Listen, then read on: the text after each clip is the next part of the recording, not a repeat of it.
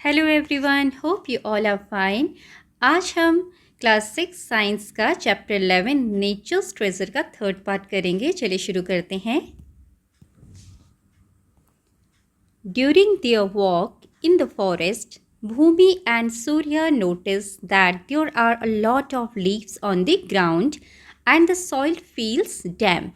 Ajji explains the roots of the plants hold on to the soil and prevent it from being washed away. तो यहाँ पर बताया गया है कि जब भूमि और सूर्या फॉरेस्ट में वॉक कर रहे थे, जंगल में अज्जी के साथ वॉक कर रहे थे, तब उन्होंने क्या नोटिस किया, क्या देखा? There are a lot of leaves on the ground. ज़मीन पर बहुत सारे पत्ते गिरे हुए हैं.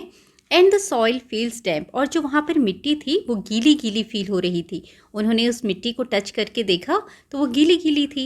अज्जी एक्सप्लेन, अज्जी उनको बताती हैं, the roots of the plants hold on to the soil. जो प्लांट्स के रूट्स होते हैं, पेड़ों की जो जड़ें होती हैं, वो मिट्टी को होल्ड करके रखती हैं. होल्ड करके रखना मतलब पकड़ के रखना, ठीक है. And prevent it from being washed away, और उनको वॉश्ड अवे होने से मतलब बहने से रोकती हैं. तो क्या होता है बच्चों, जो पेड़ होते हैं उनकी जो जड़ें हैं, जड़ें तो मिट्टी में ही उगती हैं, है ना. और जो पेड़ हैं वो इस मिट्टी को पकड़ के रखते हैं, ठीक है. जो भी मिट्टी है उसको ये रूट्स पकड़ के रखते हैं, जिससे मिट्टी पानी की वजह से या बारिश की वजह से या कभी बाढ़ आ जाए उसकी वजह से मिट्टी बहती नहीं है, ठीक है. तो आपने कभी देखा होगा, अगर आप किसी पेड़ को, छोटे पौधे को, पेड़ को नहीं, छोटे पौधे को अगर ज़मीन से निकालने की कोशिश करो, ईजिली वो निकलता नहीं है. क्यों? क्योंकि उसकी जड़ों ने मिट्टी को पकड़ के रखा होता है ना. और इस तरीके से जो जड़ें हैं मिट्टी को पकड़ कर रखती हैं और उन्हें बहने से रोकती हैं. The leaves that fall from the trees decay and enrich the soil with nutrients. और जो पत्ते ज़मीन पर गिर जाते हैं वो क्या होते हैं, वो धीरे धीरे सड़ के गल के मिट्टी के साथ मिक्स हो जाते हैं और उन सड़े हुए, गले हुए, डिकम्पोज हुए जो लीव्स हैं उनसे मिट्टी को न्यूट्रिएंट्स मिलते हैं, ठीक है. This soil is used by new plants and trees to grow. और यही मिट्टी किसके लिए यूज़ होती है? नए प्लांट्स को ग्रो करने के लिए, बढ़ने के लिए. This is an example of recycling in nature. और ये नेचर में, प्रकृति में रिसाइकलिंग का एक एग्जाम्पल है. रिसाइकलिंग मतलब चलते जाना, प्रोसेस को चलते जाना. जैसे पेड़ पर पत्ते उगे हैं, वो पत्ते ज़मीन पे गिरेंगे और पत्ते जब ज़मीन पे गिरते हैं वो मिट्टी के साथ मिक्स हो जाते हैं, गल जाते हैं, डिकम्पोज हो जाते हैं. फिर उन पत्तों से मिट्टी में न्यूट्रिएंट्स ऐड हो जाते हैं, मिल जाते हैं, और उसी मिट्टी में फिर से नए पौधे ग्रो होते हैं उस मिट्टी की हेल्प से, उन न्यूट्रिएंट्स की हेल्प से, ठीक है. Let us investigate soil in more detail. चलिए अब हम सॉइल के बारे में और पता करते हैं डिटेल में. Now this is the topic soil, rocks and minerals. तो यहाँ पर हम मिट्टी के बारे में पता करेंगे, सॉइल, रॉक्स के बारे में पता करेंगे और मिनरल्स के बारे में पता करेंगे, खनिज पदार्थों के, ठीक है. यहाँ पर क्या हो रहा है देखिए, soil preparation for planting vegetables. यहाँ पर जो अज्जी हैं वो उस मिट्टी को रेडी कर रही हैं, किसके लिए? वेजिटेबल्स के लिए, सब्जियाँ उगाने के लिए. Bhumi, Surya and Ajji come back from the home from the forest. अब अज्जी और जो भूमि है और सूर्या हैं, तीनों के तीनों फॉरेस्ट से वापस आ गए घर. Bhumi and Surya help Ajji in preparing the soil in the garden for planting some vegetables. और भूमि और जो सूर्या है वो दादी की, अज्जी की मदद कर रही हैं मिट्टी को तैयार करने के लिए, ठीक है. मिट्टी को तैयार करने में दादी की हेल्प करें ताकि दादी उसमें कुछ वेजिटेबल्स लगा सके. Ajji asked them to dig the soil gently and loosen the lumps. अब अज्जी ने उन दोनों को बोला कि धीरे धीरे मिट्टी को डिग करो, खोदो, और उसको, उसमें जो लम्प्स हैं उनको लूज़ करो, ठीक है. लम्प्स क्या होते हैं? जैसे मिट्टी के बड़े बड़े ढेले आप बोलते हो ना, इस तरीके से मिट्टी होती है, टाइट मिट्टी होती है, ठीक है. उसको लूज़ करना है, थोड़ा थोड़ा धीरे धीरे उसको मार के खुरपी से उसको लूज़ करना है. You have already learned in the chapter living creatures exploring their characteristics that for plants to grow. The space between the soil particles not only provides sufficient air but also space for the roots to grow easily. Actually क्या होता है, जब मिट्टी loose होती है उसमें क्या होता है, उसको प्लांट्स को ग्रो करने के लिए या सांस लेने के लिए जगह मिलती है। अगर मिट्टी बहुत बहुत टाइट होगी तो प्लांट्स को ग्रो करने के लिए तो जगह ही नहीं मिलेगी। अगर मिट्टी के जो पार्टिकल्स होंगे वो दूर दूर होंगे तो उसके बीच में हवा भी रहेगी और प्लांट्स को ग्रो करने में, बढ़ने में जगह भी मिलेगी। तो मिट्टी का लूज़ होना बहुत ज़रूरी है ताकि जो पेड़ है वो अच्छे से ग्रो कर सके। ठीक है। Bhumi and Surya could see small pebbles, the roots of plants and a few earthworms too in the soil. अब जब भूमि और सूर्य मिट्टी को लूज कर रहे थे तो उन्होंने वहाँ पर क्या देखे? स्मॉल पेबल्स, छोटे छोटे पत्थर, the roots of the plants, और उसमें जो घास वगैरह छोटे छोटे प्लांट्स लगे होंगे उसकी जड़ें भी देखी, एंड फ्यू अर्थवॉर्म्स, और कुछ केंचुए भी देखे। ठीक है। Do you realize that earthworms are natural agents that help in turning and loosening the soil? क्या आपको पता है जो अर्थवॉर्म्स होते हैं वो एक नेचुरल एजेंट्स है, प्राकृतिक रूप से ये क्या करते हैं, मिट्टी को लूज करते हैं और इस सॉइल को एकदम से हल्का हल्का लूज बना देते हैं। अर्थवॉर्म्स या जो केंचुए होते हैं मिट्टी को लूज करने में बहुत मदद करते हैं। While Bhumi and Surya help us, ji, let us do our own experiment by performing activity 11.4। जब तक भूमि और सूर्य अजी की मदद कर रहे हैं तब तक हम एक अपना एक्सपेरिमेंट करते हैं जो कि 11.4 में दिया हुआ है। Let us investigate। अब यहाँ क्या इन्वेस्टिगेशन करना है? Collect samples of soils from different areas around your home and school. आपने अलग अलग जगह से, जो भी आपके घर के आसपास की जगह हैं, स्कूल की आसपास की जगह हैं, वहाँ से मिट्टी के सैम्पल्स इकट्ठे करने हैं। Guess what could be there in different soils, और गेस करना है कि इस मिट्टी में क्या क्या हो सकता है। Observe carefully each soil sample and note its colour. हर एक मिट्टी के सैंपल को आपने ध्यान से देखना है, ऑब्जर्व करना है और उसके कलर को नोट करना है कि उस मिट्टी का क्या कलर है। यहाँ पर एक ध्यान देने वाली चीज़ है, क्वेश्चन है आपके लिए, सावधानी रखनी है। क्या? Remember to wash your hands thoroughly after touching the soil collected from different places. Sometimes soil that has garbage carries germs that may be harmful to us. तो जब आप मिट्टी को इकट्ठा करेंगे उसके बाद आपने बहुत अच्छे तरीके से अपने हैंड्स को वॉश करना है। क्योंकि मिट्टी में क्या होते हैं, जर्म्स भी होते हैं और जो हमारे लिए हार्मफुल हो सकते हैं, है ना। अगर हम मिट्टी को टच करेंगे तो हमारे हाथों में मिट्टी के साथ साथ जर्म्स भी लग सकते हैं। जर्म्स टच हो जाएंगे, हमारे हाथों में जर्म्स आ जाएंगे, और अगर उन्हीं हाथों से हमने कुछ भी खाया, कुछ भी किया, तो वो जर्म्स हमारी बॉडी में एंटर कर जाते हैं और हमें प्रॉब्लम हो सकती है।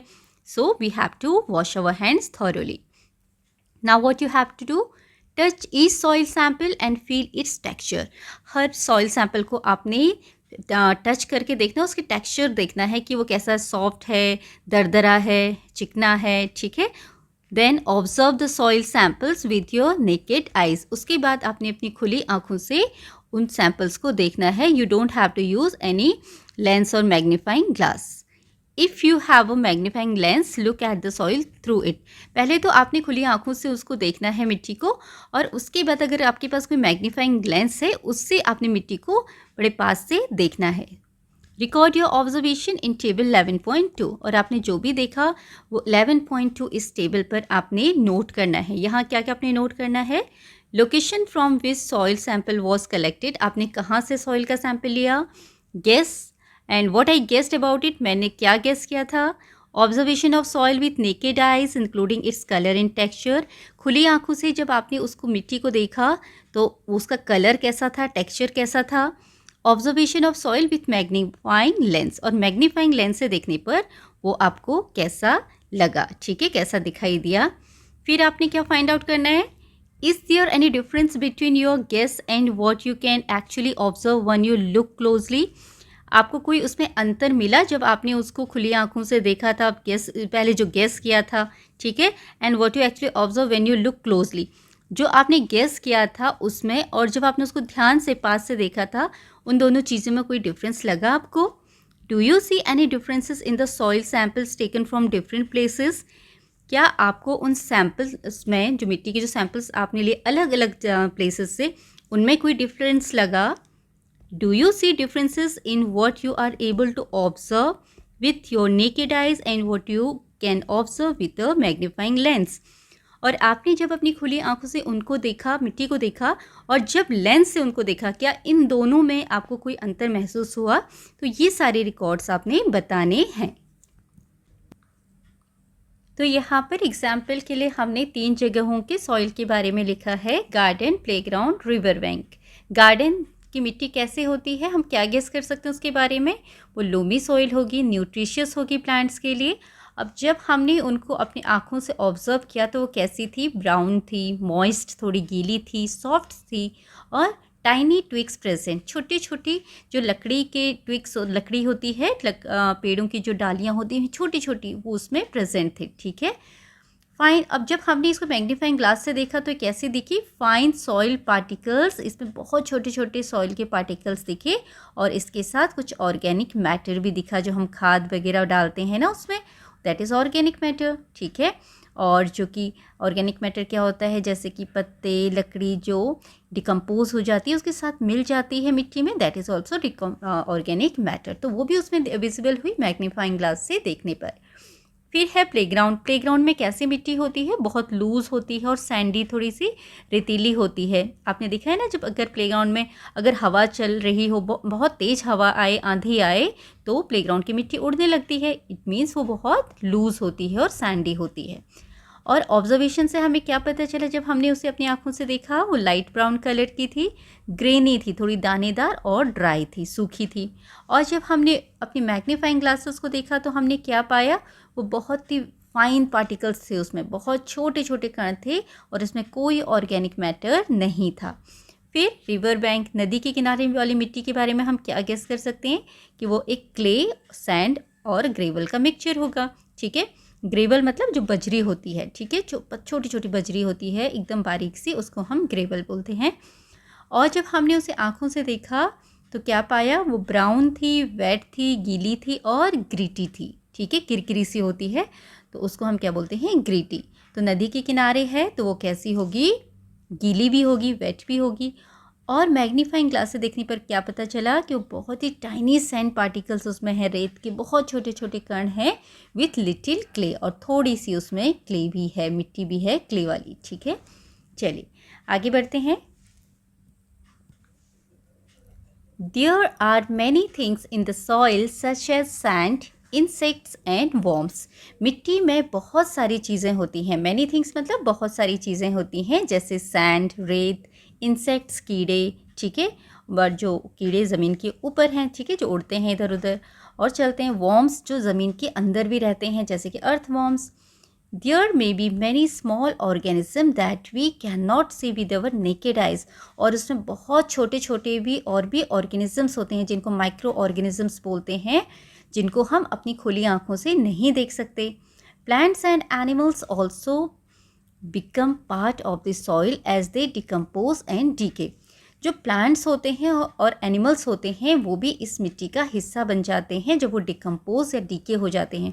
डिकम्पोज एंड डीके का मतलब है यहाँ पर अगर कोई प्लांट है, उसके पत्ते हैं, वो नीचे ज़मीन पर गिर जाते हैं, थोड़ी समय बाद वो उसमें मिक्स हो जाते हैं, सड़ गल के मिट्टी के साथ मिल जाते हैं। ऐसे एनिमल्स के जो बॉडी, छोटे छोटे इंसेक्ट्स हैं, कीड़े मकोड़े हैं, वो भी ज़मीन पर अगर पड़े रहेंगे तो कुछ समय बाद वो भी डिकम्पोज हो जाते हैं, डिके हो जाते हैं, सड़ जाते हैं, गल जाते हैं, और वो सारे के सारे उनका जो बॉडी है गल के मिट्टी के साथ मिक्स हो जाता है। तो इस तरीके से प्लांट्स और एनिमल्स भी मिट्टी का ही एक हिस्सा हैं। The soil samples collected from different places may be of different colors because they may contain different materials. तो यहाँ पर हमने जो मिट्टी अलग अलग जगह से इकट्ठी की है, और अगर हम कहीं अलग अलग जगह से मिट्टी इकट्ठी करते हैं तो उनका जो कलर है वो डिफरेंट हो सकता है, क्योंकि उसमें अलग अलग तरह की चीज़ें या मटेरियल्स मिक्स रहती हैं। Have you ever wondered how soil is formed? क्या कभी आपको ये जानकर आश्चर्य हुआ है कि मिट्टी कैसे बनती है?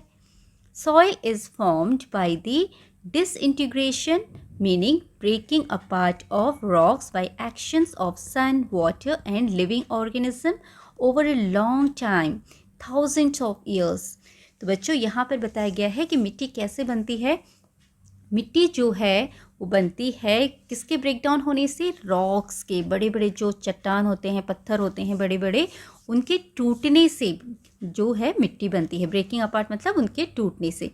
लेकिन क्या इसको बनने में 1-2 दिन का समय लगा? नो, मिट्टी को बनने में थाउजेंड्स ऑफ ईयर लगे हैं, हज़ारों साल लगे हैं। और ये जो पत्थर हैं, बड़े बड़े रॉक्स हैं, वो कैसे टूटे? बिकॉज ऑफ सन, सूर्य की गर्मी से, वाटर पानी के बहाव की वजह से, और लिविंग ऑर्गेनिज्म की वजह से। ये इन सब का असर किस पे हुआ? रॉक पर हुआ। हवा, विंड जो होती है, ठीक है, हवा की वजह से। तो पत्थर के जो छोटे छोटे जो टुकड़े हैं वो आपस में टकराए, या पानी से बार बार पानी उस पर पड़ा, रॉक्स के ऊपर, बारिश से, नदियों की वजह से, ठीक है। तो इस उनके टकराव की वजह से ये पत्थर धीरे धीरे धीरे धीरे छोटे छोटे पार्टिकल्स में डिवाइड हो गए, ब्रेक हो गए, और फिर और स्मॉलर पार्टिकल्स में, पहले थोड़े छोटे पार्टिकल्स, फिर उससे छोटे कण। इस तरीके से इसको मिट्टी बनने में, रॉक्स को मिट्टी बनने में हज़ारों साल लग जाते हैं। ये 1-2 दिन में नहीं होता है। आप सोचो, आपने आज एक बड़ा सा रॉक देखा और कुछ हफ्तों बाद, कुछ दिनों बाद वो मिट्टी में कन्वर्ट हो जाएगा, तो ये नहीं होता है। रॉक्स को मिट्टी बनने में, सॉइल बनने में हज़ारों साल लग जाते हैं, ठीक है। There are different types of soils. मिट्टी भी अलग अलग तरह की होती हैं। Some are good for growing certain types of plants, while some are good for making bricks for buildings. मिट्टी अलग अलग तरह की होती हैं। कुछ तो होते हैं कुछ प्लांट्स को ग्रो करने के लिए, ठीक है। कुछ मिट्टी में प्लांट्स बहुत अच्छी तरीके से ग्रो करते हैं, बढ़ते हैं, और कुछ मिट्टी ऐसी होती है जो बिल्डिंग बनाने के लिए इस्तेमाल होती हैं, जिससे जैसे कि ब्रिक्स, ठीक है, ब्रिक्स बनाने के लिए, making bricks for buildings. Buildings हम किससे बनाते हैं? ब्रिक्स से, ईंटों से। तो कुछ मिट्टी ऐसी होती है जो उपजाऊ नहीं होती है, हम उसमें प्लांट्स ग्रो नहीं कर सकते, लेकिन उससे ब्रिक्स बनाए जा सकते हैं, ईंटें बनाई जा सकती हैं, जिससे बिल्डिंग्स बनते हैं। Forest have a variety of soils. Forest में, जंगलों में बहुत तरह की मिट्टी होती है। Soil is a precious treasure that supports biodiversity. तो यहाँ पर बोला है सॉइल, मिट्टी एक ऐसा ट्रेजर है, ऐसा खजाना है। प्रीशियस मतलब बहुत कीमती खजाना है, जो कि बायोडाइवर्सिटी को सपोर्ट करता है। मतलब जो भी प्लांट्स, एनिमल्स, लिविंग बींग्स इस धरती पर रह रहे हैं, उनके लिए मिट्टी बहुत ज़रूरी है, उनके लिए मिट्टी बहुत प्रीशियस है, क्योंकि मिट्टी में ही बहुत सारी चीज़ें ग्रो करती हैं, पेड़ पौधे ग्रो करते हैं, जिससे खाना मिलता है, हमें ऑक्सीजन मिलता है, और मिट्टी से ही, इसी मिट्टी से ही ब्रिक्स बन रहे हैं, जिससे कि बिल्डिंग्स बन रही हैं, जिसमें हम रहते हैं, है ना। You may have seen rocks in your surroundings. Rocks are used in the construction of houses, buildings, temples, roads, dams and table tops. अब यहाँ पे बोला है कि जो रॉक्स हैं, बड़े बड़े जो चट्टान हैं, पत्थर हैं, आपने पत्थरों के बारे में हम पढ़ रहे हैं अब यहाँ पर। पहले हमने मिट्टी के बारे में पढ़ा, अब हम पत्थरों के बारे में पढ़ रहे हैं। तो पत्थर भी अलग अलग काम में आते हैं, जैसे कि कंस्ट्रक्शन ऑफ हाउसेस, घर बनाने के लिए, बिल्डिंग बनाने के लिए, मंदिर बनाने के लिए, डैम्स, रोड्स, इस तरीके से बहुत सारी चीज़ें बनाने के लिए रॉक्स का इस्तेमाल होता है। Some rocks like slate are used for roofing. कुछ रॉक्स होते हैं जैसे कि स्लेट, ये है पिक्चर स्लेट का, दिस इज स्लेट, ठीक है, इसको हम स्लेट बोलते हैं। ये घरों की छतों को बनाने के लिए इस्तेमाल होते हैं। आपने इस तरीके के घरों के छत पहाड़ी इलाकों में देखे होंगे, वहाँ पर इसी रॉक का, इसी स्लेट का इस्तेमाल किया जाता है छत बनाने के लिए। देन लाइक ब्रिक्स, और भी क्या कौन सी चीज़ें हम यूज़ करते हैं, किस काम में यूज़ की जाती हैं रॉक्स को, जैसे कि यहाँ तो रूफिंग के लिए हो गया स्लेट का। And laterite can be used as a building material like bricks. अब यहाँ पर आप ब्रिक्स देख रहे हो, ये है ईंटें, ये बनी है लेटराइट रॉक से, ठीक है। ये जो ब्रिक्स हैं लेटराइट रॉक से बनी है, जो कि बिल्डिंग बनाने के लिए काम आती हैं। Some of the important rocks are granite, sandstone and marble. तो यहाँ कुछ और आपको रॉक्स के नाम बताए हैं। ग्रेनाइट भी एक रॉक है, सैंडस्टोन होता है, और मार्बल होता है, ये भी आपने देखे होंगे। ये भी घरों में अलग अलग तरह की चीज़ें बनाने में इस्तेमाल होते हैं। Human beings have been using rocks to make tools such as hand axes, figure 11.8 में आपको दिखाया है, and arrow heads, figure 11.8b में, सिंस थाउजेंड्स ऑफ ईयर्स। अब इंसान जो है वो इन रॉक्स का इस्तेमाल कर रहा है और भी चीज़ें बनाने के लिए, जैसे कि हैंड एक्सेस। एक्स होती है कुल्हाड़ी, तो हाथ से चलाने वाली कुल्हाड़ी, इसको बनाने के लिए भी इंसान ने बहुत पहले थाउजेंड्स ऑफ ईयर से इंसान इन पत्थरों को यूज़ कर रहा है। And also arrow heads made from stone, जो तीर या भाले, एरो हेड्स बोलते हैं, जो तीर होते हैं ना, तीर के जो आगे का हिस्सा है पहले ज़माने में वो किससे बनाया जाता था? पत्थरों से, ठीक है, ताकि वो जानवरों का शिकार कर सकें। तो एरो हेड्स को बनाने के लिए भी स्टोन्स का इस्तेमाल हो रहा है। What are rocks made up of? अब ये रॉक्स किससे बने हैं? आपने ये तो जाना जो सॉइल है, मिट्टी है, वो रॉक से बना है, ठीक है। जब रॉक्स हैं डिसइंटीग्रेट हुए, ब्रेक डाउन हुए तो सॉइल बना, लेकिन अब ये रॉक्स किससे बने हैं? They are made up of minerals. जो रॉक्स हैं वो खनिज पदार्थ से बने हैं, जिनको हम बोलते हैं minerals. Important metals such as aluminium, gold, copper and iron are extracted from minerals. अब जो बहुत इंपॉर्टेंट चीज़ें हैं, आपने ये नाम सुने होंगे, एल्यूमिनियम, ठीक है, गोल्ड, सोना, कॉपर एंड आयरन, ये किससे निकाले जाते हैं? मिनरल से। ये हमें मिनरल से मिलते हैं।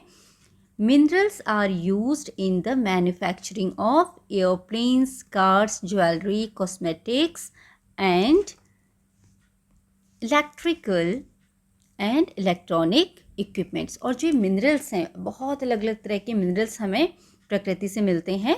तो ये मिनरल्स का इस्तेमाल और किन चीज़ों के लिए किया जाता है? मैन्युफैक्चरिंग ऑफ एयरप्लेन्स, एयरप्लेन्स बनाने में, कार बनाने में, ज्वेलरी, गहने बनाने में, कॉस्मेटिक की चीज़ें बनाने में, और इलेक्ट्रिकल इक्विपमेंट्स और इलेक्ट्रिकल चीज़ों को बनाने में भी इन मिनरल्स का इस्तेमाल होता है। For example, the basic mobile phone that we use contain about a dozen minerals like gold, silver, copper, cobalt etcetera. तो यहाँ पर बताया गया है जो हम ये मोबाइल फ़ोन भी यूज़ करते हैं, इसको बनाने के लिए बहुत सारे मिनरल्स का इस्तेमाल होता है, जैसे कि गोल्ड, सिल्वर, कॉपर, कोबाल्ट और भी बहुत सारे मिनरल्स, ठीक है। तो यहाँ दिखाया गया है naturally occurring gold. Gold nature में मिनरल के फॉर्म में कैसे प्रेजेंट रहता है? देखो, ये है एक तरह का रॉक, है ना। तो यहाँ पर ये जो मिनरल है, ये मिनरल में के साथ क्या मिला हुआ है? गोल्ड मिला हुआ है, ठीक है। उसमें और भी चीज़ें होती हैं, उसमें से मिनरल में से गोल्ड को निकाला जाता है, एक्सट्रैक्ट किया जाता है। Some minerals found in nature, ये कुछ और मिनरल्स हैं जो कि नेचर में पाए जाते हैं। Okay, next is rocks play a vital role in our lifes. Rocks हमारी ज़िंदगी में बहुत इंपॉर्टेंट रोल प्ले करते हैं, बहुत ज़रूरी हैं। It takes thousands to millions of years to form rocks, और रॉक्स को भी बनने में हज़ारों करोड़ों साल लगते हैं। Therefore, it is important to conserve and use them responsibly। इसलिए ये बहुत ज़रूरी है कि हम उनको सुरक्षित रखें और उनका ज़िम्मेदारी के साथ इस्तेमाल करें। Do you know how rocks and minerals are transported from one location to another? क्या आपको पता है जो ये रॉक्स या फिर मिनरल्स हैं, इनको एक जगह से दूसरी जगह कैसे ट्रांसपोर्ट किया जाता है, कैसे लेकर जाया जाता है? Most vehicles that we use for transportation use fossil fuels।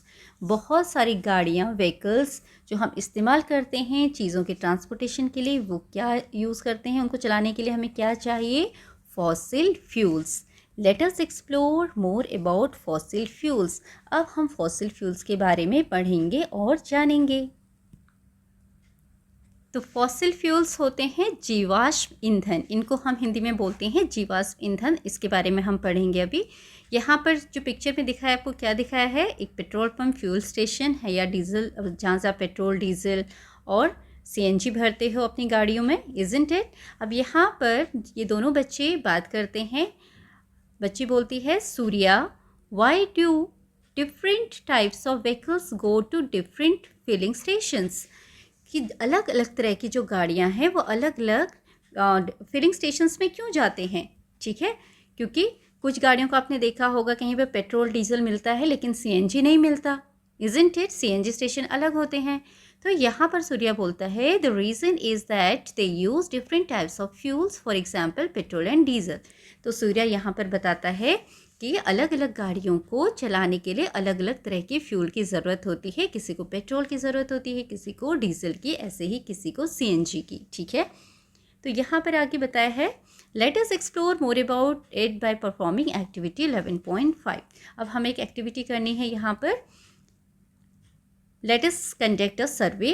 Conduct a survey of vehicles in your neighbourhood. आपके नेबरहुड में जो व्हीकल्स हैं, गाड़ियाँ हैं आस पड़ोस, उनका आस पड़ोस पे उनका सर्वे आपने करना है। Which types of vehicles are there, वहाँ पर कौन सी तरह की गाड़ियाँ हैं।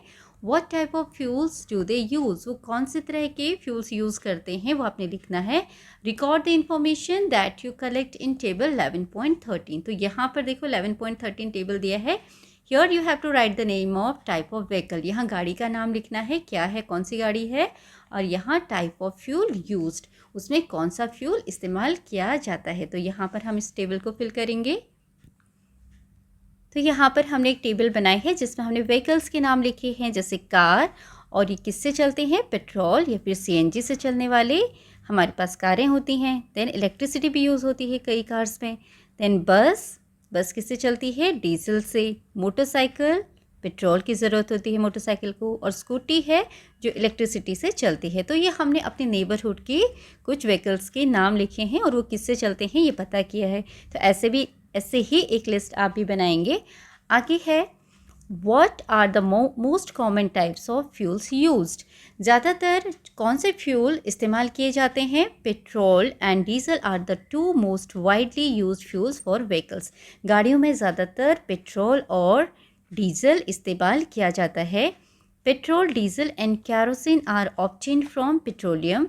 जो कि पेट्रोल, डीजल और कैरोसिन ये तीनों कहाँ से हमें मिलते हैं, ये पेट्रोलियम से मिलते हैं। Petroleum along with natural gas and coal are commonly called fossil fuels. This is very important. Fossil fuels क्या होते हैं, जीवाश्म ईंधन जिसे हमने बोला। पेट्रोलियम, नेचुरल गैस और कोल, ये तीनों मिलके क्या बनाते हैं, फॉसिल फ्यूल। इन तीनों के मिक्सचर को हम बोलते हैं फॉसिल फ्यूल्स। ठीक है।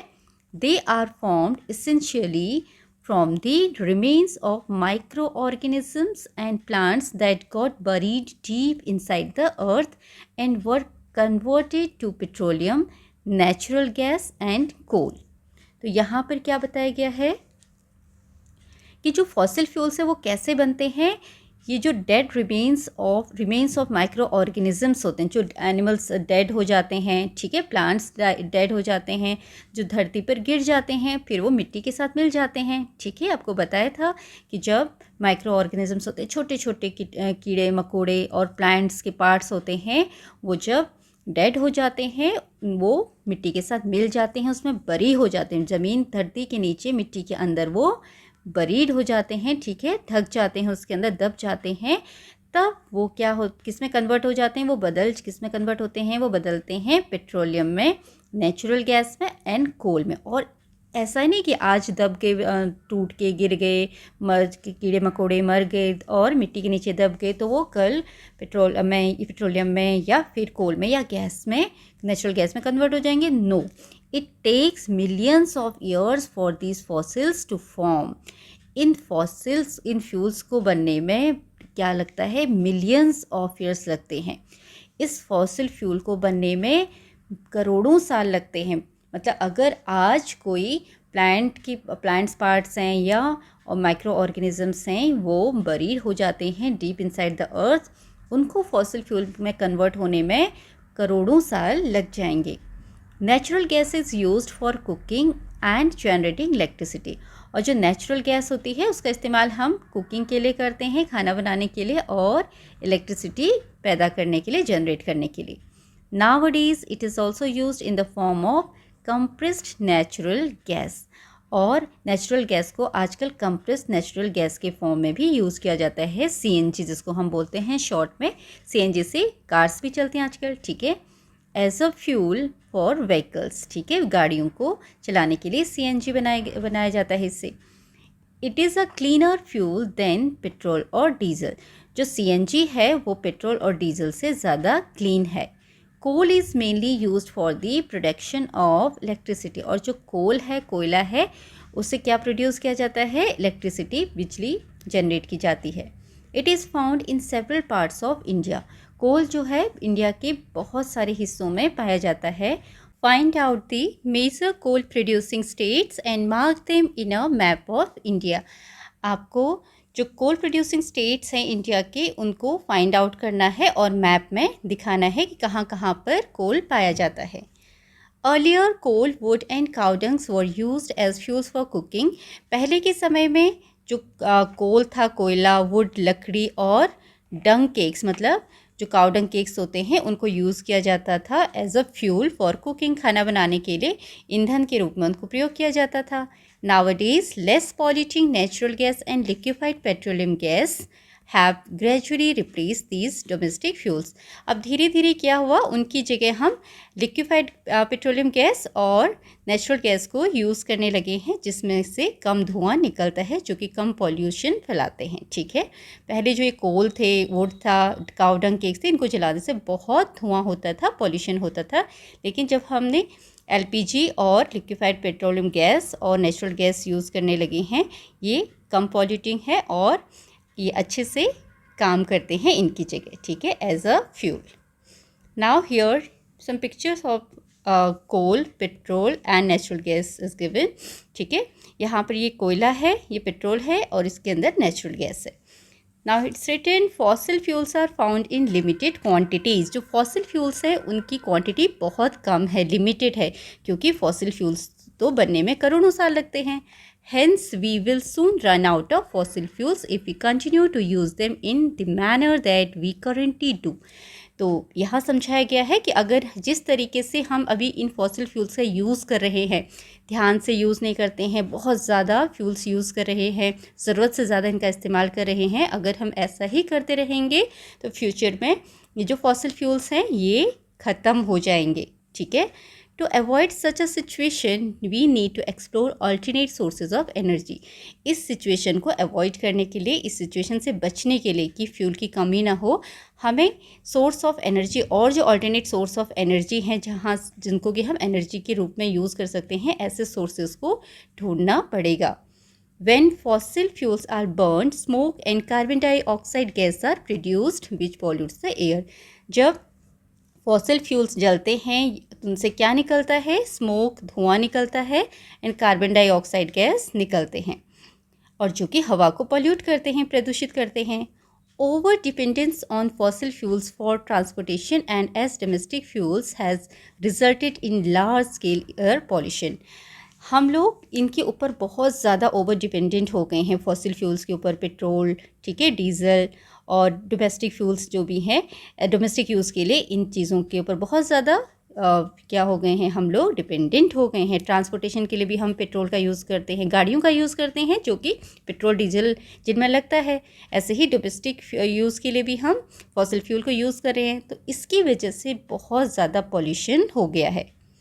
Let us do our bit to conserve the fossil fuels by. तो हमें इन फॉसिल फ्यूल्स को बचाने के लिए हम क्या कर सकते हैं उसके बारे में बताया है। वॉकिंग और cycling to nearby places. तो हम आसपास वाली जगह अगर हमें जाना है तो वहाँ हम गाड़ियों का इस्तेमाल ना करके वॉकिंग कर सकते हैं, साइकिलिंग कर सकते हैं, क्योंकि वॉकिंग से तो कोई पोल्यूशन नहीं होगा, है ना, कोई कार्बन डाइऑक्साइड गैस रिलीज़ नहीं होगी, कोई एयर पोल्यूशन नहीं होगा, और साइकिलिंग में भी कोई फ्यूल इस्तेमाल नहीं होता है, उससे हम आसानी से एक पास वाली जगह भी जा सकते हैं। तो हमें वॉकिंग करनी चाहिए और साइकिलिंग करनी चाहिए अगर हमें पास में जाना है कहीं। Using public transport. अब पब्लिक ट्रांसपोर्ट क्या होता है, जैसे पब्लिक के लिए जो गाड़ियाँ चलाई जाती हैं जिसमें बहुत सारे लोग एक जगह से दूसरी जगह बैठ कर जाते हैं, बसेज चलती हैं, ठीक है, तो उन व्हीकल्स का यूज़ करना चाहिए, कार्स का यूज़ करना चाहिए, ठीक है, जिसमें कि बहुत सारे लोग एक जगह से दूसरी जगह जा सके, एक से ज़्यादा लोग जा सके। ऐसा नहीं कि हम अकेले हैं और हमें एक जगह से दूसरी जगह जाना है तो हम अकेले कार लेके जा रहे हैं, हमें शेयरिंग करनी चाहिए, ठीक है, ऐसे व्हीकल्स का यूज़ करना चाहिए, ऐसे पब्लिक ट्रांसपोर्ट का यूज़ करना चाहिए जैसे कि ट्रेन्स, बसेस, जिसमें बहुत सारे लोग मिलकर एक साथ जाते हैं। उससे केवल उसी गाड़ी के लिए पेट्रोल या डीजल की ज़रूरत पड़ेगी और उससे बहुत सारे लोग एक जगह से दूसरी जगह जा सकेंगे, ठीक है। तो आज की वीडियो में हम इतना ही कवर करेंगे, आगे का टॉपिक हम नेक्स्ट वीडियो में कवर करेंगे। आई होप यहाँ तक आपको चैप्टर अच्छी तरह से समझ में आया होगा। Thank you for watching.